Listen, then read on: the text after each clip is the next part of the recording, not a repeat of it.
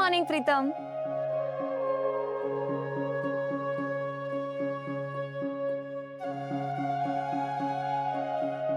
हे शक्यच नाही. नक्कीच मी स्वप्न बघतोय.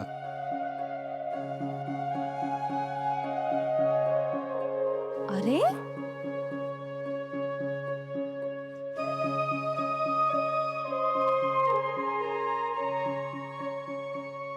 प्रीतम, चला उठा ना, सकाळ झाले, उशीर झाला, आवरा पटकन.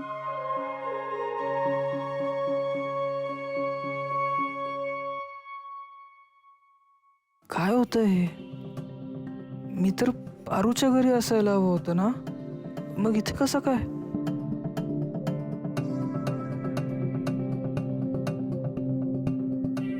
प्रीतम काय करताय?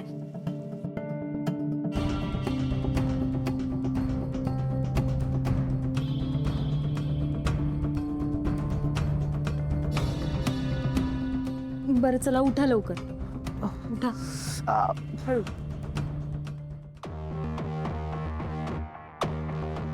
काय झालं प्रीतम, कसला एवढा विचार करताय?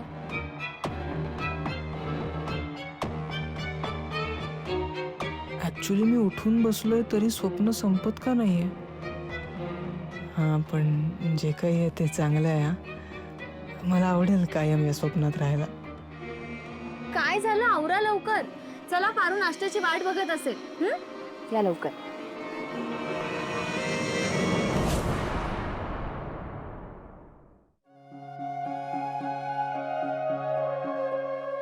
प्रिया अचानक चांगलं कसं काय वागायला लागली? भास तर नाही आहे ना? एकतर तिला काय आठवत नाही किंवा मी अजून स्वप्नात आहे. देवा देवा, हे स्वप्न असेल ना तर प्लीज मला उठवू नको. प्लीज थोडा वेळ अजून. हा, थोडा वेळ प्लीज.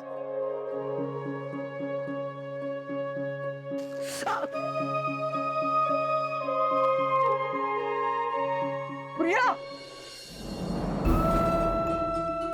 वा, समजा नाश्ता तयार आहे. आता पटदिशी आदित्य सरांना सांगून येते.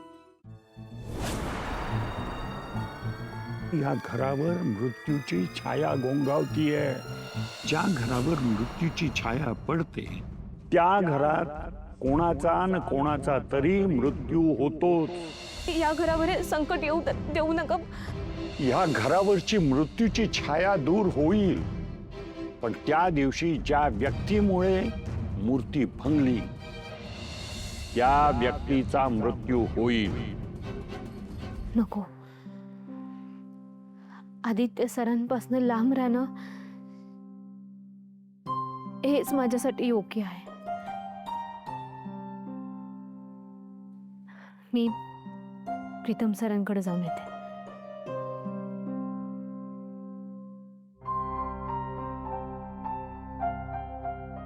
प्रीतम सर उठले नाही आहेत का अजून? मी नाश्ता लावू ना त्यांच्यासाठी? उठलेत ते, येतीलच इतक्यात. सुंदर ठीक आहे ना? तुम्ही ठीक आहात ना? पारू, सगळं ठीक आहे, तू नको काळजी करूस. नक्की? हो. प्रिया, पारू, चिमटा काढ. अगं, काल रात्री मी तुझ्या घरी झोपलो होतो ना, आज सकाळी मी इथे उठलोय. बरं सांग, तू काहीतरी जादू केली आहेस ना? सांग ना.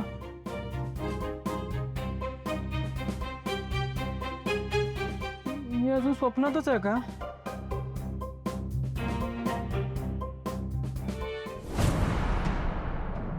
अरे सांगा ना यार, मला काहीच खरं वाटत नाहीये, प्लीज.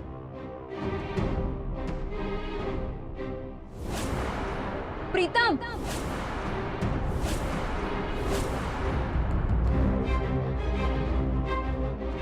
तू इथे काय करतोस आणि या प्रियाच्या बेडरूम मधून बाहेर कसा आलास?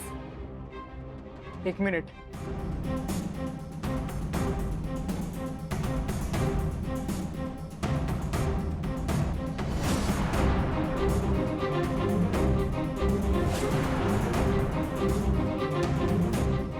ती आमच्या दोघांची रूम आहे.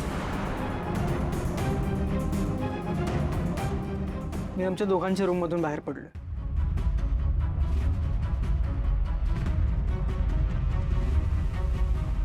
ओ प्रिया, मला वाटलं तुला थोडी तरी लाज शिल्लक असेल. प्रीतम माझ्या होणाऱ्या बाळाचा बाप आहे आणि तरी सुद्धा तू त्याच्यासोबत तुझं रिलेशन कंटिन्यू ठेवलंस. यू रिमेंबर, तू मला प्रॉमिस केलं होतंस की हे जेव्हा सिद्ध होईल की हे बाळ प्रीतमचंच आहे तेव्हा तू हे घर सोडून निघून जाशील. मग काय झालं? तू का अजूनही इथे थांबलीयस? का इथून निघून नाही गेलीस? प्रीतम, तू चल माझ्या बरोबर. निका, एक मिनिट. देवी आईंनीच मला काल रात्री सांगितलं होतं की प्रीतम सर त्यांच्या खोलीत झोपतील प्रिया मॅडम सोबत. मी म्हणलं त्यांना की मी घेऊन जाते प्रीतम सरांना आमच्या घरी, पण त्यांनी नाही सांगितलं. त्यांनी सांगितलं की प्रीतम सर त्यांच्या खोलीतच राहतील त्यांच्या बायकोसोबत. कळलं? ए तू गप गप. प्रीतम, तू माझ्या होणाऱ्या बाळाचा बाप आहेस. तू या प्रिया बरोबर रूम शेअर केलेलं मला चालणार नाही. तू चल माझ्या रूमवर. का ह्या घरात कोण राहणार आणि कोण जाणार ना हे आईच ठरवते. ठीक आहे, तुला खूप माज आलाय ना. आता डिसिजन अहिल्या मॅडमच घेतील. तुझा तुझी बॅग पॅक कर. बघून घेईन सगळ्यांना. इडियट. काय सांगते, तुम्ही चला. त्यांच्यासोबत कॉन्ट्रॅक्ट झालेला आहे. मी तो कॉन्ट्रॅक्ट लीगल टीमलाही पाठवलाय. अहिल्या मॅडम,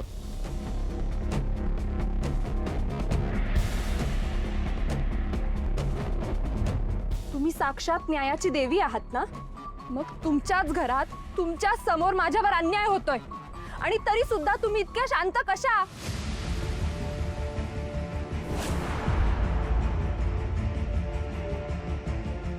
का तुझी झोप झाली नाहीये का? बरं वाटतंय ना तुला? काय एवढी चिडचिड करतेयस? चिडचिड करू नको तर काय करू? तुमचा हा मुलगा प्रीतम याने माझं आयुष्य बर्बाद केलंय. मला कुठेही तोंड दाखवायला जागा ठेवली नाही. मला आणि माझ्या बाळाला नाकारलं. बरं एवढं सगळं कमी की काय, तर काल रात्री दारू पिऊन सगळ्यांसमोर तमाशा केला. मी तुमची सून प्रिया मी तर म्हणाली होती ना की आमच्या सगळ्यांच्या आयुष्यातून खूप दूर निघून जाईल.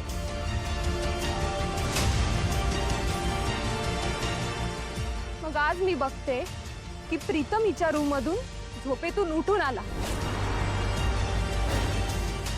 म्हणजे याचा अर्थ असाच ना की हे दोघं रात्रभर एकत्र होते.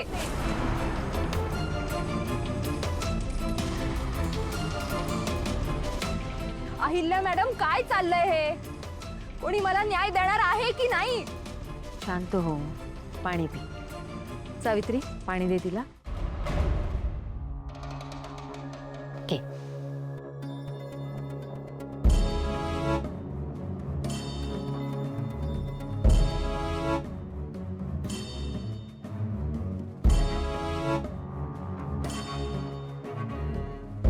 खरंच तुझ्यावर अन्याय होतोय, कारण तुला तुझी योग्य जागा दाखवलेलीच नाहीये.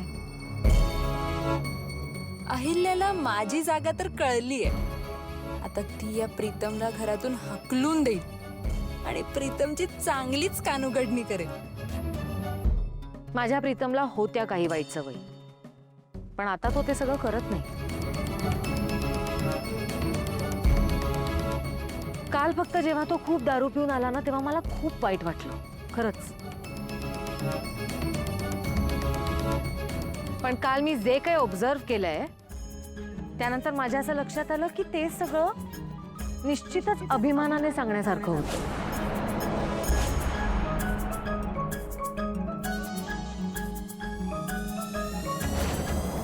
काल प्रीतम तुझ्याशी जे काही वागलाय ना त्यावरनं हेच सिद्ध होतंय की प्रीतमने तुझ्या बरोबर काहीही चुकीचं केलेलं नाही.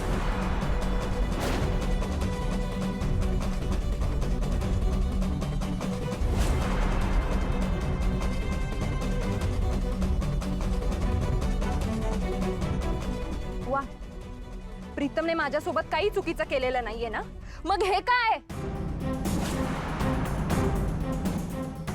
त्या दिवशी जेव्हा तू आम्हाला रस्त्यात भेटलीस आणि प्रीतमचं नाव घेतलंस ना तेव्हाच खरं तर हे सगळं खोटं आहे याची शंका मला आली होती.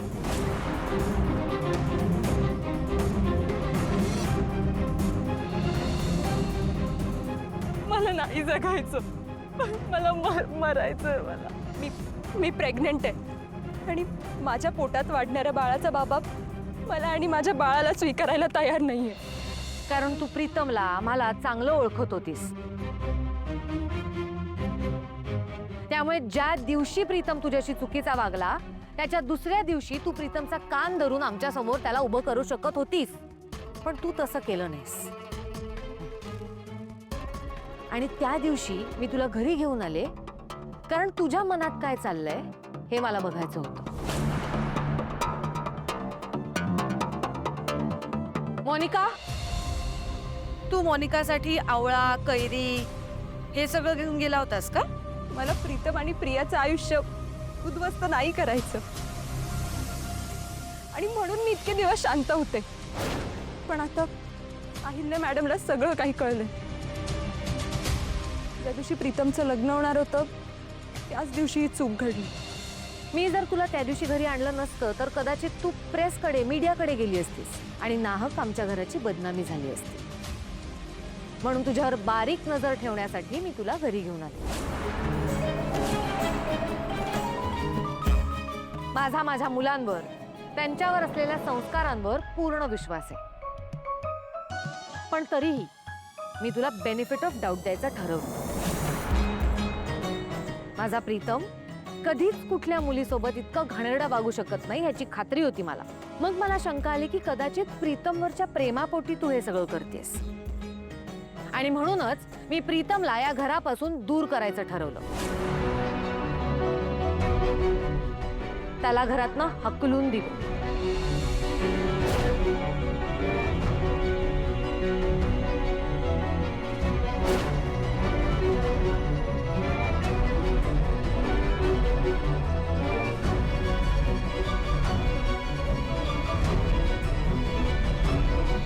पण तुला त्याने काहीच फरक नाही पडला कारण तुझ्या मनात प्रीतमसाठी काहीच प्रेम नव्हतं. तुला फक्त या घरात येऊन ऐशो आराम उपभोगायचा होता. पण हे सगळं करताना पारू कधीच प्रीतमला वाऱ्यावर सोडणार नाही याची खात्री होती मला. आणि आदित्य प्रीतमवर जीवापाड प्रेम करतो त्यामुळे तोही त्याला एकटं पडू देणार नाही. आणि जसं मला वाटत होतं तसंच झालं. पारू प्रीतमला तिच्या घरी घेऊन गेली.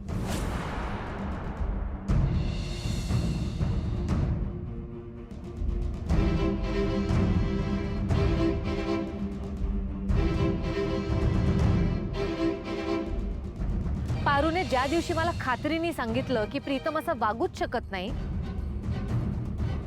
त्याच दिवशी मी पारू आणि आदित्यला विश्वासात घेतलं आणि तुझी माहिती काढायचा प्लॅन बनवला.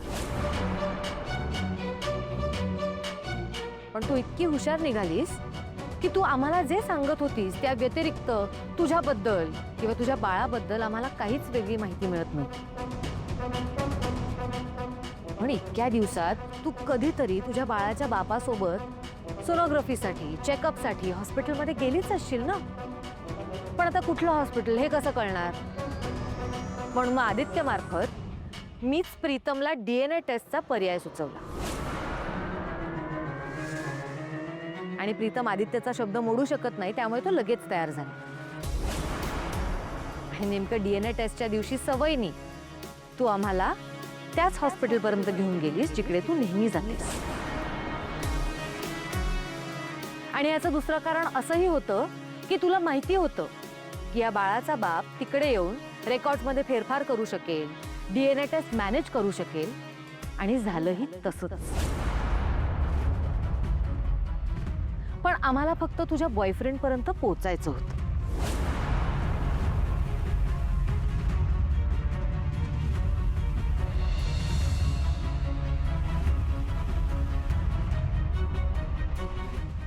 प्रीतम आणि बाळाचे DNA रिपोर्ट मॅच होतील ना? ऋषिकेश हे सगळं प्लॅन करू शकेल का?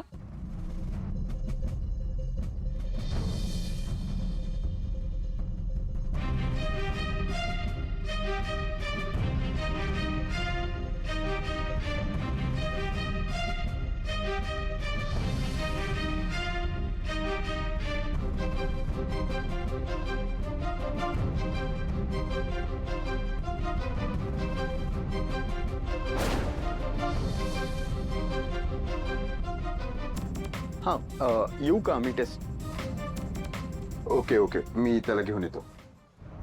एक फॉर्म आहे त्याच्यावर तुझी सही हवी. कुठला फॉर्म? काहीतरी कन्सेंट फॉर्म आहे. चल ना.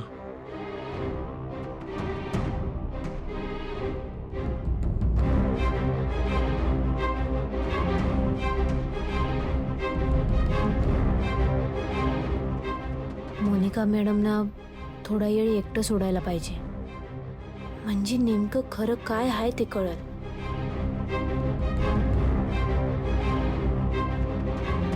मोनिका मॅडम, तुम्हाला पाणी वगैरे पाहिजे का? नाही, काही नको. मला तहान लागली आहे, मी पाणी पिऊन आलेच. तुम्ही बसा इकडंच.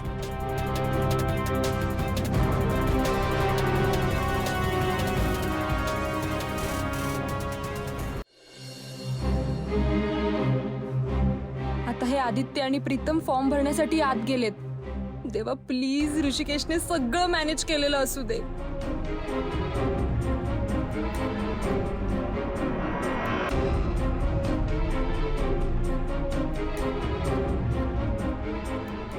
मोनिका, ऋषिकेश, मोनिका फायनली तू आपल्या प्लॅनच्या शेवटच्या टप्प्यात आलीस. मी ते सगळं काही मॅनेज केलेलं आहे. रिपोर्टमध्ये ना प्रीतम आणि बाळाचे DNA मॅच होणार आहेत. आणि मग काय, तू तिथे अधिकारानं राहू शकतेस. आपले वाईट दिवस संपणार आहेत मोनिका. थँक्यू ऋषी. आपलं फ्युचर सिक्युअर होण्यासाठीच तर आपण हा सगळा प्लॅन केला ना. का तुझ्यासाठी एवढं करू शकत नाही मी मोनिका? आता काय, एवढ्या मोठ्या घरात राहतेस तिकडे सेटल झाल्यावर मला विसरणार नाहीस ना? ऋषी,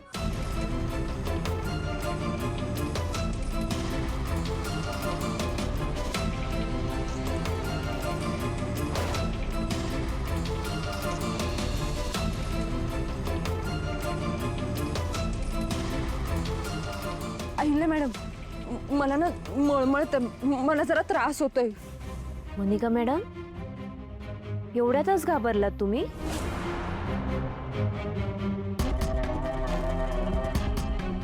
अजून लई काय काय ऐकायचं आहे तुम्हाला. तुला पाणी हवंय का अजून? सावित्री, हिला पाणी दे. घे, थोडं पाणी पी.